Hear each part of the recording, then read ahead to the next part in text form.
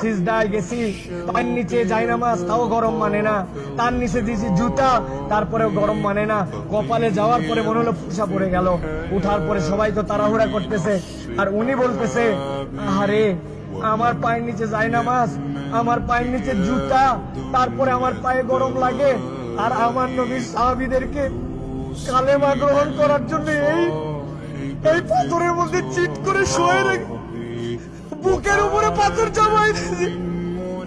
আমার নবীর সাহাবীদেরকে পাগলা উটের পিঠে বেঁধে এই মক্কার অলিগলিতে টেনে ছিঁড়ে বেড়াইছে। এই জায়গাতে তাদের বুকের উপরে পাথর চাপায় আগুনের মধ্যে দিয়ে দিছে। তাদের রক্তের বিনিময়ে ইসলাম পাইছি। আজকে আমি 2 রাকাত নামাজে পায়ের গোড়ালি গরম হয়ে যাচ্ছে জন্য কষ্ট হয়, এসিটা একটু কম ঠান্ডা মারে জন্য কষ্ট হয়, আমার মাথার উপরে যদি একটুখানি সুন্দর ছাতা না থাকে কষ্ট হয়। আমার নবী, আমার সাহাবীরা কি কষ্ট করছে, এটা ফিলিংস এর সফর, হজের সফর।